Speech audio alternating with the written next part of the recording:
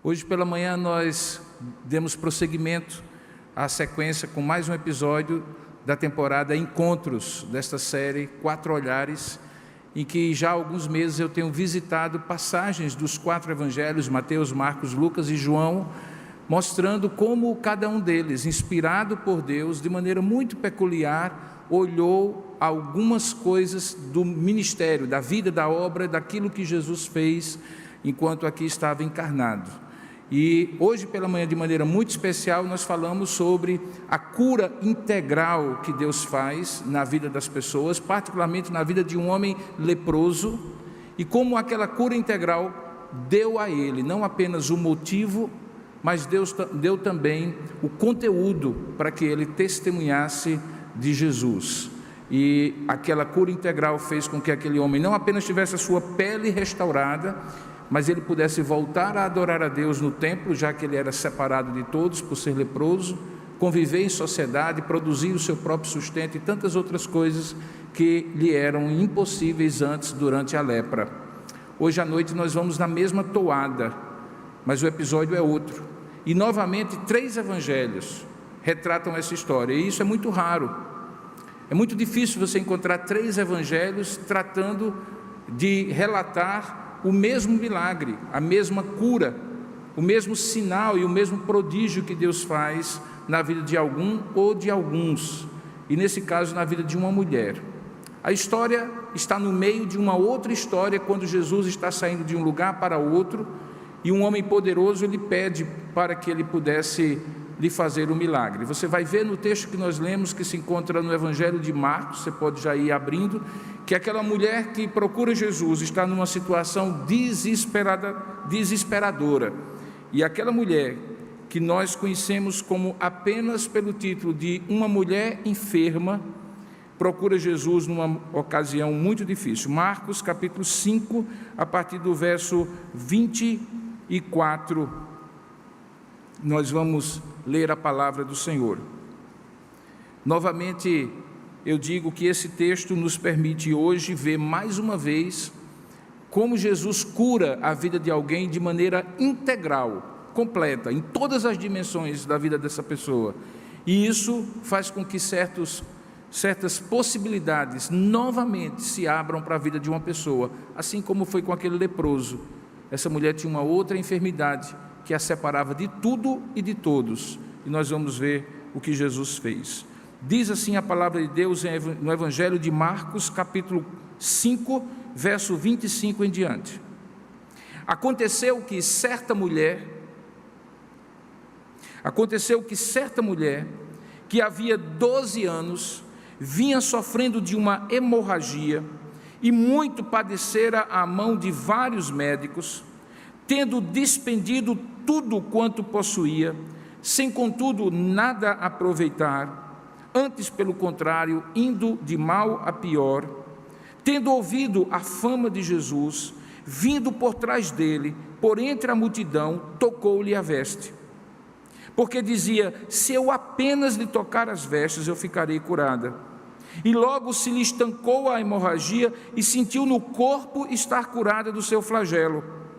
Jesus, reconhecendo imediatamente que dele saíra poder, virando-se no meio da multidão, perguntou: quem me tocou nas vestes? Responderam-lhe seus discípulos: vês que a multidão te aperta e dizes: quem me tocou? Ele, porém, olhava ao redor para ver quem fizera isto. Então a mulher, atemorizada e tremendo, cônscia do que nela se operara, veio, prostrou-se diante dele e declarou-lhe toda a verdade. E ele então lhe disse: filha, a tua fé te salvou, vai-te em paz e fica livre do teu mal. Que Deus abençoe a sua palavra lida. Amém. Curva a sua cabeça por um instante, tanto você que está aqui, como também você que está participando pelos canais oficiais da IP Tambaú e pelo perfil CS Lius BR do Instagram. Onde você estiver, curva a sua cabeça, faça uma oração agora e peça que Deus abra o seu entendimento e nós possamos, de fato, ouvir a voz do Senhor nessa noite. Vamos orar juntos. Ó Deus amado e querido Pai, nós estamos aqui para te adorar e já temos te adorado, te bendito, dizendo coisas que de fato são justas diante de Ti, porque Tu és o maravilhoso, o único maravilhoso, aquele que não há outro semelhante, o Deus Altíssimo, o Todo-Poderoso, diante de quem nós nos apresentamos neste lugar para adorar, bendizer, Te prestar culto, e Tu nos recebes misericordiosamente, apesar das nossas limitações, falhas e defeitos, pecados que já confessamos e cremos que o Senhor nos perdoou. Por isso agora diante de Ti rogamos, fala conosco, abre o nosso entendimento, nos mostra na Tua palavra aquilo que o Senhor quer ministrar a cada um de nós, para que possamos de fato compreender a Tua palavra, sermos encorajados, exortados, ensinados por ela e de fato resolvermos Te seguir de maneira ainda mais consciente, profunda e verdadeira, como o Senhor deseja. É isso que nós Te oramos em nome e para a glória de Jesus. Amém. Diferentemente de hoje pela manhã, quando eu li os 3 textos que relatavam a história da cura do leproso, hoje eu resolvi ler apenas o texto de Marcos capítulo 5.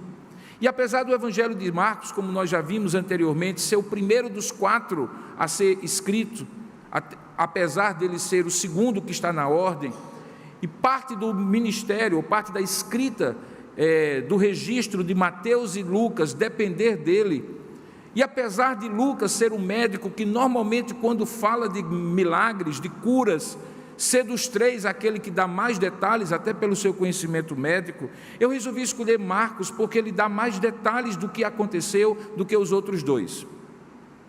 E é curioso, porque ele haveria de fazer isso, já que ele é caracterizado por ser um evangelho bem sucinto, ele vai direto ao ponto. Lembra que quando nós fizemos na primeira temporada o primeiro sermão, eu falei que o Evangelho de Marcos começa assim, com um único versículo, princípio do Evangelho do nosso Senhor Jesus Cristo. Ele já começa a contar a história, enquanto que João conta uma história que vai desde a eternidade, Mateus vai lá puxando a árvore genealógica de Jesus, Lucas vai explicando por que escreveu esse Evangelho, Marcos não, vai direto ao ponto. Por que razão ele haveria de ser mais detalhista? Porque Marcos, diferentemente de Mateus, de Lucas e de João, ele tem um foco muito claro. Ele deseja demonstrar que Jesus, como Filho do homem, aquele que veio encarnado, certamente como Filho de Deus, é acima de tudo alguém que se condói, que se compadece e que opera milagres, sinais e prodígios como Deus que é, por amor e compaixão às pessoas. Por isso que é muito comum você encontrar no Evangelho de Marcos, mais do que no Evangelho de Mateus, mais do que no Evangelho de Lucas, mais do que no Evangelho de João, registros dos milagres que Jesus opera. Esse é um que inclusive tem uma característica muito especial. Porque se você continuar com a Bíblia aberta diante dos seus olhos ou no seu celular, você vai perceber que esse evangelho acontece no meio de um outro milagre, essa cura acontece no meio de um outro milagre que Jesus está fazendo. Volte um pouco a sua página e você verá que o capítulo 5 começa com a cura que Jesus faz daquele endemoniado Gerazeno, de como aqueles gerazenos, que era um povo que vivia ali no meio do povo de Deus, acaba expulsando e rejeitando Jesus, porque no meio e no processo daquela cura daquele endemoniado, os demônios que estavam lá foram jogados sobre uma manada de porcos, e aqueles porcos se precipitaram no mar, e houve um grande prejuízo, e isso fez com que aquelas pessoas expulsassem Jesus da região de Gadara, onde eles viviam. E nesse ínterim, quando o verso 21 do capítulo 5, Jesus volta ao barco para ir para o outro lado, aquela grande multidão de enfermos estava junto do mar, e eis que chegou a ele um dos principais da sinagoga, chamado Jairo, e vendo-o, prostrou-se a seus pés e insistentemente lhe suplicou, dizendo o seguinte: minha filhinha está à morte, e vem, impõe as mãos sobre ela, para que seja salva e viverá. E Jesus foi com ele. É nesse caminho, quando Jesus acompanha Jairo para a sua casa, a fim de curar a sua filhinha, que depois a gente descobre que tem apenas 12 anos de vida, que acontece o texto que nós lemos no início. Ou seja, enquanto Jesus estava já se encaminhando para operar o milagre da ressurreição daquela menina, no meio daquela multidão que o seguia, e aí você volta ao texto que eu vou expor, aquela multidão imensa, aquela aglomeração, como é o termo que nós usamos hoje, que juntava-se em Jesus, comprimia Jesus, algo assim que impedia qualquer pessoa que não fizesse parte daquele ciclo mais íntimo de Jesus, que eram os seus discípulos, alcançá-lo, que uma mulher aparece no meio da história, na ida de Jesus para curar a filha de Jairo, e ali se opera um grande milagre. Quem era essa mulher? O texto diz que essa mulher tinha 12 anos, veja aí o verso 25, 12 anos, é o mesmo período de vida que aquela menina que haveria de ser ressuscitada tinha de vida. Portanto, havia ali uma ideia de que o escritor estava demonstrando, olha, enquanto a menina que vai ser ressuscitada tem 12 anos, por 12 anos, ou seja, aquela menina nem era nem nascida, aquela mulher já sofria do seu mal. E qual era o mal dela? O texto diz que ela vinha sofrendo de uma hemorragia. O termo que é usado aqui é um termo genérico. Significava qualquer sangramento que uma mulher continuamente tinha além do seu ciclo menstrual. Alguma coisa estava errada naquela mulher, talvez um tumor, talvez um mioma, alguma coisa que a fazia sangrar literalmente durante 12 anos. É óbvio que não era um sangramento contínuo, mas possivelmente o texto quer dizer que por 12 anos, de maneira extraordinária, além do que seria normal numa mulher saudável, aquela mulher derramava do seu corpo, do seu sangue, o que trazia para ela não apenas questões de ordem física, anemia provavelmente, dificuldades de se alimentar, dificuldades de viver uma vida normal, especialmente naquelas condições sanitárias muito difíceis, mas também trazia problemas de outra ordem, semelhantemente ao leproso. Vocês se recordam que hoje pela manhã eu falei que a lepra, que caracteriza o pecado por ter a capacidade de separar o leproso, aquela pessoa que tinha lepra, de todas as relações estruturantes da sua vida. Impedia que ela estivesse no templo, portanto cortava a possibilidade dela nutrir a sua fé espiritualmente falando. Só era agora ela e Deus, não tinha mais a comunhão dos irmãos, nem no templo, nem na sinagoga. Cortava as relações familiares, porque um leproso não convivia com a sua família, ele ficava fora da cidade, e inclusive quando alguém se aproximava dele, ele tinha por obrigação legal avisar: sou leproso, para que a pessoa não lhe tocasse, porque aquela lepra, que era um termo genérico, talvez incluísse também afecções cutâneas que pudessem ser transmitidas. Hoje nós sabemos que a lepra não é transmitida, mas esse termo que era usado no Antigo Testamento, particularmente em Levítico 13 e 14, é um termo genérico para vários tipos de afecções cutâneas. Portanto, aquela mulher ou aquele homem leproso era também um homem separado de sua família, da sociedade, não podia produzir o seu próprio sustento, possivelmente vivia de favores e de esmolas. Aqui você encontra uma mulher numa condição muito parecida. Por quê? Porque a lei dizia, no capítulo 21 do mesmo texto de Levítico, que uma pessoa que estivesse derramando sangue não poderia entrar no templo. Uma pessoa que tocasse um corpo que estava em moribundo, ou que tinha acabado de falecer, que ainda estava naquele estado ali inicial de putrefação do corpo, também não podia entrar no templo. E a razão era eminentemente sanitária.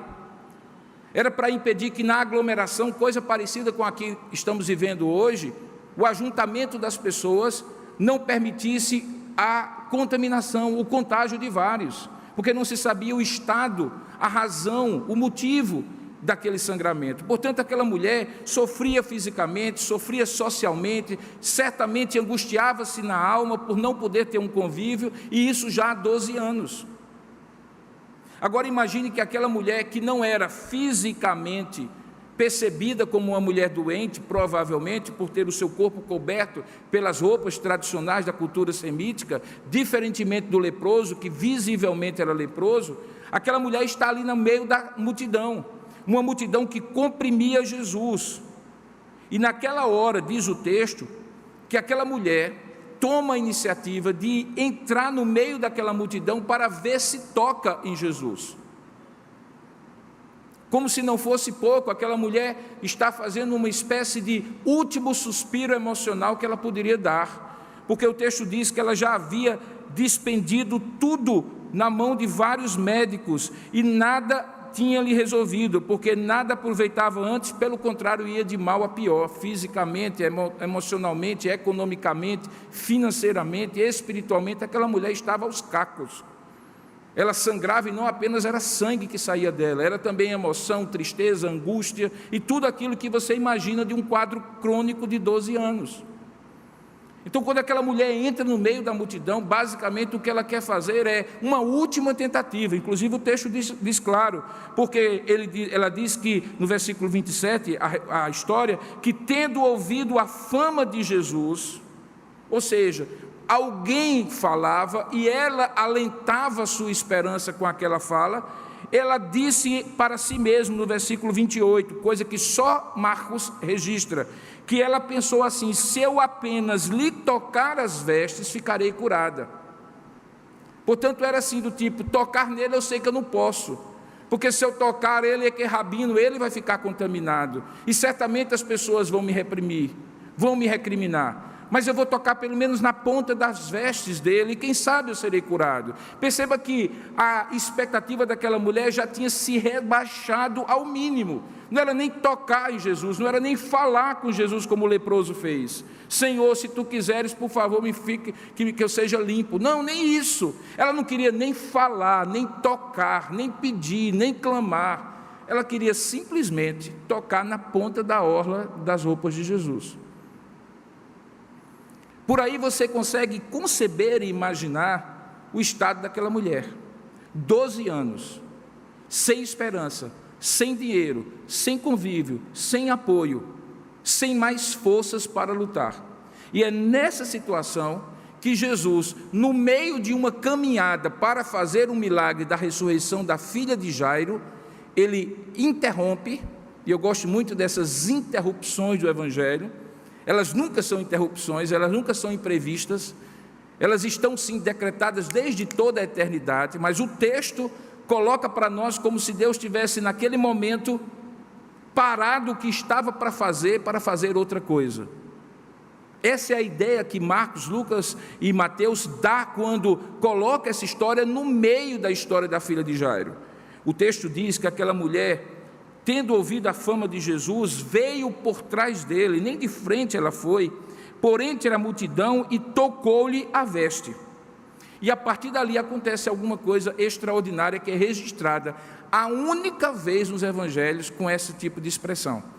Na hora em que aquela mulher toca a veste de Jesus, o texto diz no versículo 29, que imediatamente, logo, o mesmo que é usado lá na história do homem leproso de hoje pela manhã, logo se estancou a hemorragia, e obviamente ela sentiu no corpo estar curada do seu flagelo. A palavra que é usada aqui para flagelo, e que depois é traduzida por mal, quando Jesus diz: vai, minha filha, tua fé te salvou, em paz, e tu ficarás livre, já estás livre do teu mal. A palavra é usada mal, flagelo e enfermidade. Na verdade, são 3 sinônimos de uma coisa que é muito abrangente. A ideia de flagelo aqui é a ideia de thlipsis, que em grego significa aflição, ou seja, era alguma coisa que de fato flagelava aquela mulher. O texto diz então que Jesus, quando percebe que isso havia acontecido, o verso 30, o texto registra que ele, reconhecendo imediatamente, e aí é a mesma palavra de logo no versículo anterior, e reconhecendo imediatamente que dele saíra poder, e essa é a única vez em todo o Evangelho que essa expressão acontece. Parece uma coisa meio mística, como uma fumacinha que saiu de Jesus, um fluido que sai de Jesus, uma coisa meio etérea, mas na verdade não é. É porque de fato o que acontece ali é que o poder de Jesus, mesmo não sendo tocado no seu corpo, flui para aquela mulher e exerce o poder curativo, o poder sanativo que ele tem em si mesmo, na sua natureza, no seu poder e na sua graça. Aquela mulher fica imediatamente curada. Jesus percebe que dele havia saído o poder. E aí, paradoxalmente, preste bem atenção como esse texto é interessante. Ao mesmo tempo que ele percebe, sem ninguém dizer, que uma mulher lhe tocou, ele pergunta quem a tocou ou quem o tocou. Ora, ele não saberia? Claro que sim. Se ele sabia que havia sido tocado quando a ponta do seu vestido foi tocado, porque ele sentiu o poder de Deus que ele mesmo é para aquela mulher, qual razão teria ele para perguntar quem me tocou? Isso surpreende até mesmo os discípulos, que dizem para ele: Senhor, tenha paciência, olha uma coisa aqui, todo mundo está te tocando, Senhor, porque está todo mundo imprensado aqui nesse caminho. Olha a multidão, nós estamos te tocando, o povo está te tocando, gente grande, gente pequena, menino, mulher, todo mundo está te tocando aqui. Como tu perguntas quem te tocou? Na verdade, Jesus não estava querendo saber necessariamente quem tocou, mas estava querendo voltar-se para aquela mulher para fazer uma cura mais integral, para fazer além de simplesmente curar aquela mulher da hemorragia. É o que acontece. Diz o texto que aquela mulher, verso 33, atemorizada e tremendo, imagine que talvez ela pensava que tinha feito alguma coisa errada, embora para ela tinha sido muito bom, porque o mal cessou imediatamente, mas atemorizada e tremendo, consciente de que nela se operara, do que nela se operara, ela veio e aí ela faz a mesma coreografia do leproso, só que na ordem reversa. Lembra que a história do leproso de hoje pela manhã, ele chega, se prostra, adora e Jesus cura. Aqui, a mulher toca, Jesus cura e ela se prostra. Portanto, existe uma relação daquele texto com esse e de todos os grandes textos de cura que Jesus opera, em que ela não está desassociada de um ato de reverência, de adoração, de culto a Deus, porque, como eu falei pela manhã, eu repito agora à noite, o milagre, o sinal, o prodígio nunca é um fim em si mesmo. Jesus não é um curandeiro que faz o seu ministério baseado em curas. Ele cura como manifestação do reino de Deus, ele cura como expressão do seu amor, ele cura para sinalizar, como uma placa de trânsito: eis ali o caminho para que você se volte para este que lhe curou como Senhor e Salvador da sua vida. E é isso que essa mulher faz. A mulher, atemorizada e tremenda, confessa. Ela diz assim: sou eu, né? Ela prostrou-se diante dele e declarou-lhe toda a verdade. E aí veja a integralidade da cura de Jesus. A mulher já tinha resolvido o seu problema físico, ela já podia voltar à normalidade da sua vida, mas olha o que Jesus diz para ela: filha, a tua fé te salvou, vai-te em paz e fica livre do teu mal. A expressão que Jesus usa, o verbo que Jesus usa para traduzir a ideia de salvar, é o verbo grego sozo. Sozo é usado em vários contextos do Novo Testamento para expressar não apenas salvação espiritual, salvação dos pecados, salvação do inferno, salvação da vida eterna. Ele é usado também como livramento. Quando Deus livra alguém de um perigo, Ele salva essa pessoa de um perigo, e o verbo é o mesmo.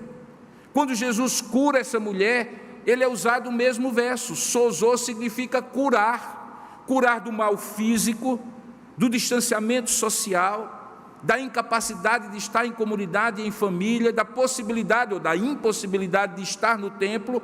Cura de maneira integral. As curas de Deus são sempre de maneira integral. E por isso essa expressão se repete exaustivamente nos evangelhos: vai em paz, a tua fé te salvou. O verbo é sempre o mesmo em qualquer passagem. E aqui nós encontramos essa integralidade da fé, da salvação, da cura que Jesus faz nessa mulher. Perceba que esse texto ele é interrompido imediatamente, diferentemente do texto do leproso, que conta o que aconteceu com o leproso depois. Aqui a história já é interrompida, porque quando vem no verso 35, diz assim: falava ele ainda, quando chegaram alguns da casa do chefe da sinagoga, que era Jairo, dizendo assim: a tua filha já morreu. E aí a história já passa para outra etapa.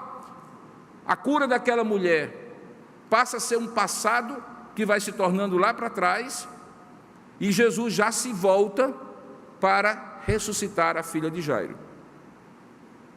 Esse texto, no entanto, apesar de bem curtinho, sucinto, não dá tantos detalhes. Só para você ter uma ideia, esse dos três é o que dá mais detalhes, os outros são mais sucintos ainda, mais resumidos ainda. No entanto, tem lições muito preciosas. A primeira delas é que é possível você receber o benefício de Deus, inclusive uma cura, e só depois reconhecê-lo e adorá-lo como Deus e Senhor da sua vida. Como também é possível você primeiro adorá-lo e reconhecê-lo como Senhor da sua vida e depois você receber os benefícios dele. Nesse aspecto, a ordem dos fatores não vai fazer muita diferença, porque Deus tem maneiras específicas para tratar com cada pessoa. Mas de uma coisa você pode ter certeza: uma pessoa que efetivamente é tocada, curada por Jesus, e para quem ele tem um propósito muito maior de não ficar apenas na cura do corpo, mas salvar a vida da pessoa, certamente será levada antes, durante ou depois a uma atitude de adoração e culto a Deus. Porque, como disse o hino que nós cantamos, se não for para te adorar, para que eu nasci? O propósito maior do homem é conhecer a Deus, adorá-lo e ter nele a suficiente satisfação da vida. Todas as outras coisas são meios pelos quais este homem adora o seu Criador. Quando este homem se afasta de Deus, isso se perde, e o homem se volta para outras adorações, adoração de si mesmo, do dinheiro, do poder, das relações sociais, da fama, do prestígio, da idolatria e de tantas outras coisas que tomam ou tentam tomar o lugar de Deus.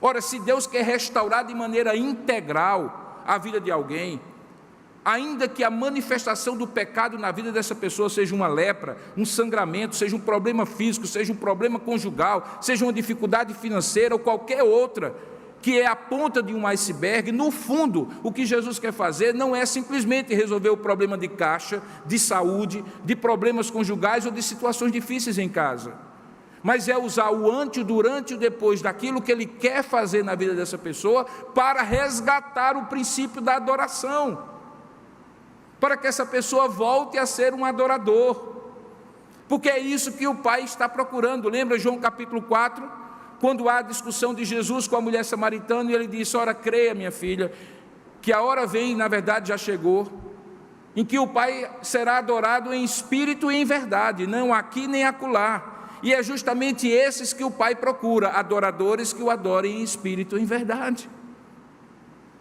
Aquela mulher entendeu aquilo, tanto na sua completa dependência, no seu largamento, se é que a gente pode usar essa palavra, aos pés de Jesus, naquele último suspiro de esperança, mas também quando ela ouve Jesus dizer: vai, filha, a tua fé te salvou, vai em paz e fica livre deste mal. O mal, no sentido genérico aqui usado, não é o mal apenas do sangramento, mas principalmente o mal que a afastava de tudo e de todos, e principalmente de Deus.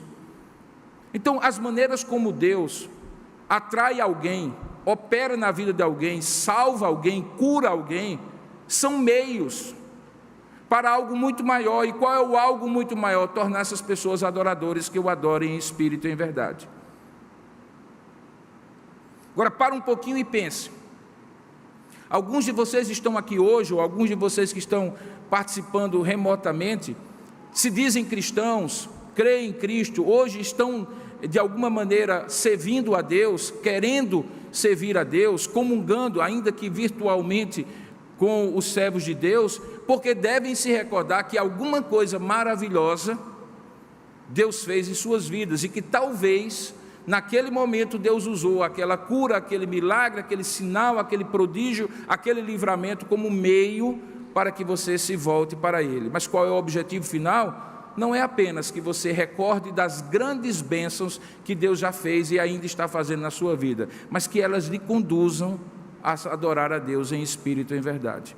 Porque se aquela mulher, depois de 12 anos, presta bem atenção, com sangramento, tem o seu mal curado, depois de ter colocado toda a sua esperança e confiança nos médicos que não puderam fazer nada por ela, de sofrer toda a discriminação e expurgo social que certamente ela sofria, a pergunta que eu lhe faço é: quando alguém recebe um benefício de outrem que não encontrou em lugar ou em ninguém antes, que tipo de sentimento e atitude se espera do coração de uma pessoa assim?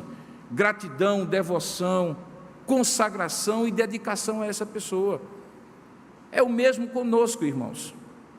É porque às vezes nós nos esquecemos dos grandes feitos do Senhor. Por isso o Salmo diz: bendize, ó minha alma, ao Senhor, e não te esqueças de nenhum só dos seus benefícios. Porque se é fácil lembrar na hora em que a gente recebe a bênção, é mais fácil ainda esquecer à medida em que essa bênção se torna uma coisa antiga. Mas se você puxar pela memória, hoje, você pode lembrar dos grandes livramentos que Deus fez na sua vida. E esses grandes livramentos devem conduzir você naquele momento, hoje e durante toda a sua eternidade, para adorar a Deus, porque foi isso que aconteceu naquela mulher. Mais uma vez se confirma o princípio que o milagre não é um fim em si mesmo, mas foi a forma como Jesus trouxe esperança novamente para o coração daquela mulher, restaurou a sua vida e a tornou uma adoradora. Perceba, numa segunda aplicação desse texto, que acontece aqui algo extraordinário. E o que é o algo extraordinário aqui? Diferentemente de outros momentos em que Jesus, por exemplo, se dirigiu às pessoas, alguns dos milagres de Jesus, o leproso hoje pela manhã, a mulher enferma hoje à noite, a narrativa coloca a iniciativa na pessoa. É o leproso que vai, se prostra e adora Jesus e diz: Senhor, se tu quiseres eu posso ficar limpo. E é essa mulher que, em meio a toda dificuldade, cruza aquela multidão e com muita perseverança, empurrão daqui, empurrão dacolá, dificuldade para alcançar Jesus, toca por iniciativa dela. Ora, talvez pareça muito estranho que um pregador calvinista reformado, que enfatiza que Deus age e que o homem reage, que Deus toma a iniciativa e o homem é que recebe essa iniciativa e responde com os dons que Deus dá, inclusive o dom da fé, que eu esteja agora, nesse momento da mensagem, enfatizando a iniciativa humana. Mas é porque essa contradição ou esse paradoxo é só aparente. Em nenhum momento a nossa teologia ensina que não existe uma necessidade do homem buscar, bater, procurar, clamar. Pelo contrário, você encontra vários textos da Sagrada Escritura dizendo assim: buscar-me-eis e me achareis quando me buscardes de todo o vosso coração. Buscai ao Senhor enquanto se pode achar, invocai-o enquanto está perto. Porque nesse momento é aquilo que cabe ao homem no seu desespero, na sua angústia, na sua necessidade de fazer. E só quem sabia a angústia daquela mulher era ela, que há 12 anos estava sangrando. Quando ela busca Jesus, é claro, irmãos, que no mistério do decreto divino, aquele momento, o tempo e o espaço, a ocasião já estava predeterminada por Deus, que não é surpreendido por nada. Mas para ela e da perspectiva dela, era ela que buscava. E não há problema nenhum que em algum momento eu e você pensemos que é nossa a responsabilidade buscar. É de nossa iniciativa procurar o Senhor. Porque disso ou nisso, inclusive, está a ação de Deus. Porque ninguém busca se não for impulsionado internamente por Deus. Aquela mulher buscou, mas o impulso para que ela buscasse não veio apenas do desespero e da angústia. Ouça o que é que o texto diz. O texto diz que ela, ouvindo o que falavam a respeito de Jesus, portanto, o meio que Deus usou para que aquela mulher despertasse que talvez valia a pena tentar, pelo menos pela última vez, aquele último recurso, foi o que ela ouvia de Jesus. O que a multidão daqueles muitos que o seguiam disseram ou disse sobre Jesus. E por isso aquela mulher instigada e incentivada toma a iniciativa. O que é que você tem ouvido sobre Jesus? Depois de tantos anos aqui, ouvindo pastores pregando, o que é que você tem ouvido sobre Jesus? O que é que você tem ouvido quando lê a Bíblia, quando escuta pessoas, quando ouve um hino? Todas essas coisas são manifestações que Deus usa para dizer assim: diante disso que você agora está sabendo, me busque, nem que seja o último recurso da sua vida. Perceba então que nesse momento é preciso ouvir o que Deus, ou que de Deus você já sabe. E se você sabe muito, muitos motivos você tem para buscá-lo ainda mais. É curioso que frequentemente a gente acha que perdido é aquela pessoa que nunca ouviu falar de Jesus. Frequentemente alguém pergunta para mim, pastor, e aquelas pessoas que nunca ouviram falar de Jesus, como é que vai ficar o estado delas? Eu costumo dizer assim, olha, isso eu não sei porque a Bíblia não diz. A Bíblia diz apenas que eles serão julgados pelo conhecimento, pela luz que eles têm. Portanto, Deus não vai exigir deles aquilo que eventualmente exige daqueles, esse sim, sobre quem eu me preocupo mais, que tendo ouvido, anos e anos a fio, no entanto não buscam Jesus e diante não de uma multidão, da mínima dificuldade que for, desistem de tocar as suas vestes. Mais perdido está quem conhece muito sobre Jesus, porque já ouviu muito sobre Jesus e não o busca, do que aquele que não ouviu nada, e que eventualmente você se preocupa com ele, mesmo ele não tendo ouvido nada, porque o conhecimento carrega consigo uma responsabilidade, um grande privilégio, mas também uma grande responsabilidade. Nós temos uma grande responsabilidade, nós temos ouvido falar, nós podemos nos recordar de momentos da nossa vida, da nossa história, em que Jesus operou grandes e poderosos milagres e sinais. Se eles estão no passado remoto, alguma coisa está errada. Será que Deus parou de trabalhar na sua vida tempos atrás? Eu não creio nisso, mas é preciso talvez furar a multidão, tendo ouvido falar de Jesus, não achar que as soluções na sua vida são apenas naturais. Talvez uma das coisas mais terríveis que tenha acontecido, na medida em que as coisas ficam mais fáceis para a igreja, e que as pessoas têm mais recursos e mais possibilidades de explicação, de compreensão, de acesso às coisas, é elas perderem aquela simplicidade da fé que nós temos quando somos novos em Cristo, ou quando somos crianças mesmo na nossa vida. Aquele tipo de coisa que as crianças dizem à mesa, quando uma situação impossível se depara diante da família, e a criança que já ouviu tantas vezes o pai e a mãe dizer que Deus é poderoso, que nós podemos orar, vem com uma dessas: papai, então é muito fácil, vamos orar e papai do céu vai nos dar. Parece tão óbvio, parece tão simples, mas parece que com o tempo a gente começa a ter uma fé naturalista e não sobrenaturalista. A multidão nos afasta de Jesus, as dificuldades nos afastam de Jesus, e a gente acha que vai ter uma outra forma, e aparentemente essa mulher viveu essa realidade. Veja que antes de buscar a Jesus, ela já tinha despendido tudo com os médicos, e aqui novamente não é um discurso contra os médicos. Se eles têm os recursos, e Deus dotou eles os recursos, que os busquemos, mas a nossa confiança não pode estar neles. Eles são apenas instrumentos e meios, quer saibam, quer não saibam, quer tenham consciência ou não.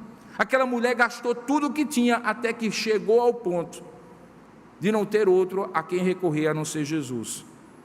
Talvez eu precise passar por isso, você precisa passar por esse caminho, mas talvez não. Diante daquilo que você já ouviu, inclusive a descrição desse texto, a exposição dessa palavra hoje, talvez seja a hora de você sair do momento de acomodação e buscar, e pedir, e romper a multidão. Porque existe um aspecto aqui de uma iniciativa humana, mesmo que essa iniciativa seja motivada, impulsionada por Deus no coração da pessoa. Perceba ainda, em último lugar, que existe um processo aqui de Jesus ir além da simples cura. Eu já enfatizei na exposição, mas eu quero aplicar para você. Veja que quando Jesus é tocado, o verso 29 que diz que logo se lhe estancou a hemorragia. Ela sentiu no corpo estar curada do seu flagelo, e ao mesmo tempo que algo acontecia no corpo dela, algo ocorria no coração de Jesus, porque o verso seguinte diz que ele, reconhecendo imediatamente que dele saíra poder, acontece no mesmo tempo e espaço, sincronicamente. Se esse texto parasse aqui, irmãos, seria um daqueles textos sucintos ainda mais, curtos ainda mais, em que o milagre em si já tinha acontecido, a mulher já tinha ficado boa, curada imediatamente, e Jesus já tinha sentido que o poder tinha saído dele. Por que o restante da história? O restante da história é para que a mulher, por exemplo, conte a Jesus toda a verdade. Eu sempre fico procurando o que significa essa expressão, que essa mulher declarou-lhe toda a verdade. Sabe, pode ser a simples verdade do que aconteceu. Olha, Jesus, eu estava passando, alguém falou. Na verdade, eu já tinha ouvido muito sobre o Senhor, de como o Senhor fazia curas, milagres, sinais. O Senhor sabe que a minha situação é muito difícil, hoje o Senhor sabe. E aí eu pensei assim, vai ser difícil, mas eu vou pelo menos tocar a roupa dele, no meio daquela multidão. E aí eu fui caminhando, teve hora que eu pensei em desistir, gente pisou no meu pé. Ela pode ter simplesmente descrito a situação, mas me parece que não foi isso que aconteceu. O texto é muito forte, ele diz que declarou-lhe toda a verdade, e essa verdade não era apenas a descrição do que ocorreu, mas o que estava ocorrendo no seu coração, as suas expectativas, desesperos e angústias. Jesus estava cavando mais profundo, irmãos.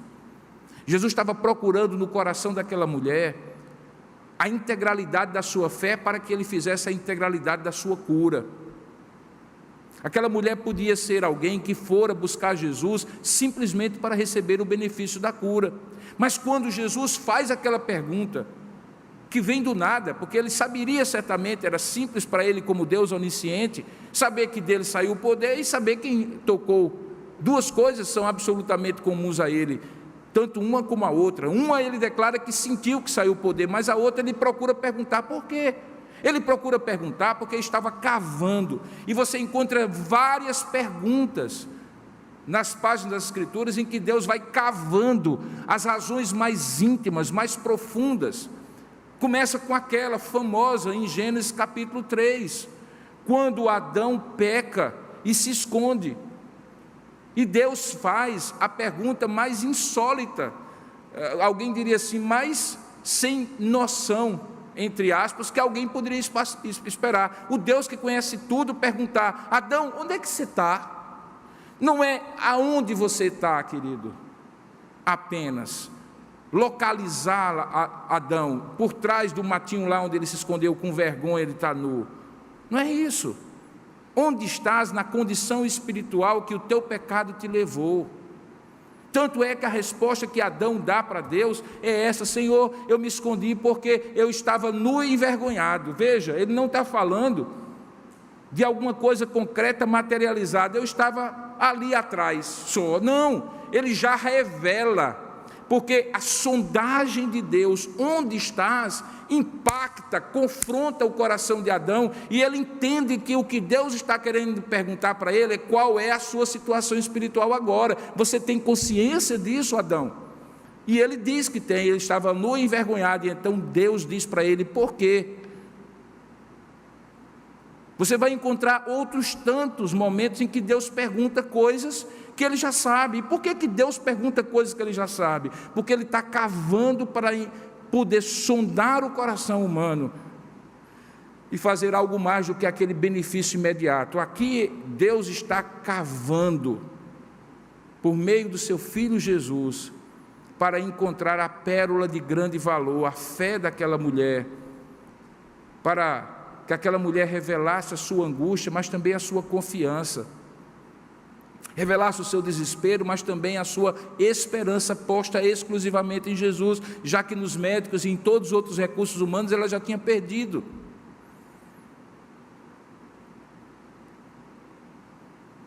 Fico sempre me perguntando, quais são as perguntas que hoje Deus pode estar fazendo a mim, diante dos benefícios que Ele já me fez, do que Ele pode estar fazendo a você. Preste atenção nas perguntas que Jesus está dizendo, ou está fazendo a você. A gente sempre quer que Jesus faça declarações do que Ele vai fazer na nossa vida, das promessas que Ele tem na nossa vida, mas em alguns momentos Jesus pergunta coisas que eu é que tenho que revelar a Deus, embora Ele já saiba, para que a minha fé seja posta e revelada a Ele. Preste bem atenção nas perguntas que Jesus está fazendo a você. Quais são elas nos últimos dias? Onde estás? Tu tens me tocado?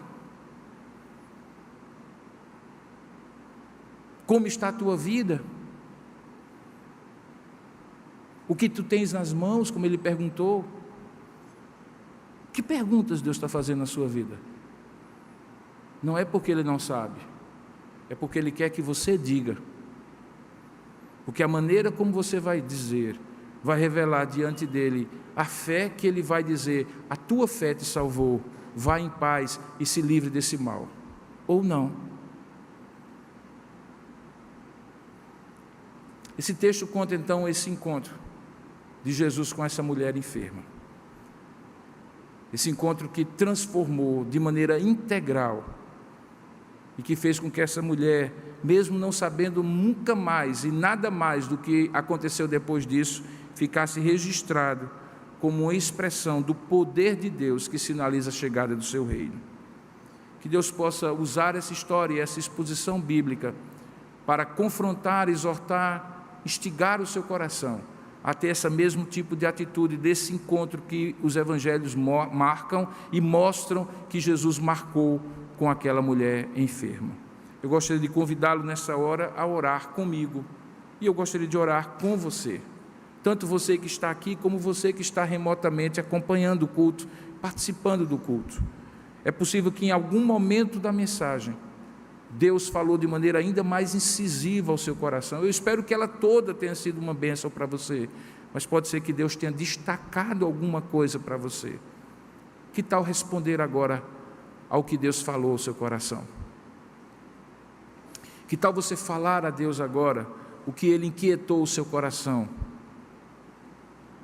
Pode não ser nada relacionado à saúde física, mas Ele ter aplicado esse texto a uma situação diferente, mas que também Ele pode resolver e curar imediatamente e dizer a você: vá em paz, a tua fé te salvou. Eu gostaria de convidar todos, portanto, a orar nesse momento. Ó Senhor Deus Todo-Poderoso, nós louvamos e bendizemos o Teu nome, porque essas duas histórias que nós refletimos sobre elas pela manhã e à noite, de encontros com o Teu Filho, de situações muito parecidas, desesperadoras, mas que tiveram um final feliz e abençoador, não apenas para aquele homem leproso, para aquela mulher enferma, mas para todo o entorno deles, naquele momento da vida deles. E de certa forma também para nós, na medida em que a Tua palavra nos foi pregada. Por tudo isso nós Te damos graças, porque se há algo que o Senhor não tem nos deixado, é sem a Tua palavra para nos encaminhar, nos exortar, nos fazer lembrar de verdades que são absolutamente transformadoras, se de fato cridas, se de fato forem verdades nas quais nós confiamos e colocamos a nossa fé e esperança.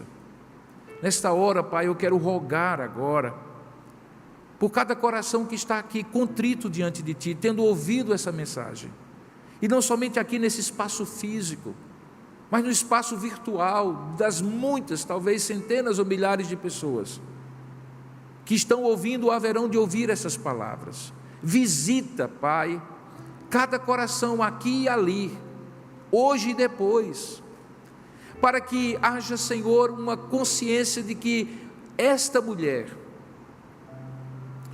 de certa forma, representa situações de cansaço emocional e espiritual por várias circunstâncias, e um último suspiro de esperança na busca a Ti.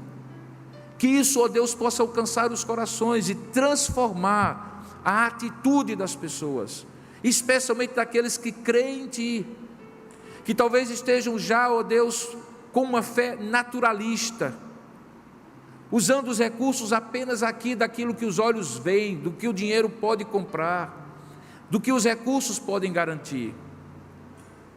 Ó Deus, que nenhum destes possa precisar passar por essa verdadeira via dolorosa de 12 anos que aquela mulher passou, mas que ao invés de deixar o Senhor por último, esse texto nos faça colocar o Senhor como o primeiro a quem buscar, e buscar não com uma fé naturalista, mas com uma fé sobrenatural, de que rompendo multidões e dificuldades, nós possamos, nem que seja tocando as tuas vestes, colocar o poder do Senhor para resolver aquilo que para nós é impossível, porque tu queres isso, ao nos fazer buscar a ti. É o teu Espírito que nos move a isso, e nós só precisamos nos submeter a este agir de Deus para acessar o teu poder. Fala a esses corações ainda mais na medida em que esta mensagem repercutir nos próximas horas e dias, fazendo-nos lembrar daquilo que foi ministrado. Ó Deus, é possível sim que de maneira muito específica haja gente aqui, ou onde quer que essa mensagem esteja alcançando, que esteja precisando de cura física, e nós cremos que Tu és o Deus Jeová Rafá, o Deus que cura. Por isso podemos clamar a Ti, Senhor, que com um toque só do Senhor, vidas sejam curadas, especialmente nesse momento da história, em que tantos padecem nos hospitais e que precisam, ó Deus, de um livramento sobrenatural, porque aquilo que os médicos têm podido fazer nem sempre é suficiente.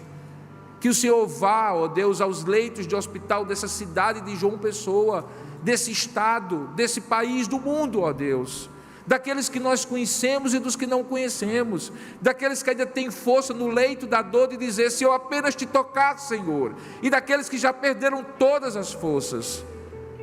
Clamamos por cura, Senhor, física desta enfermidade, e clamamos também, ó Deus, por todas as outras manifestações do teu poder, do poder do teu reino na vida dessas pessoas. Fazemos isso e oramos e nos consagramos a Ti, em nome e para a glória de Jesus. Amém. Amém, Senhor.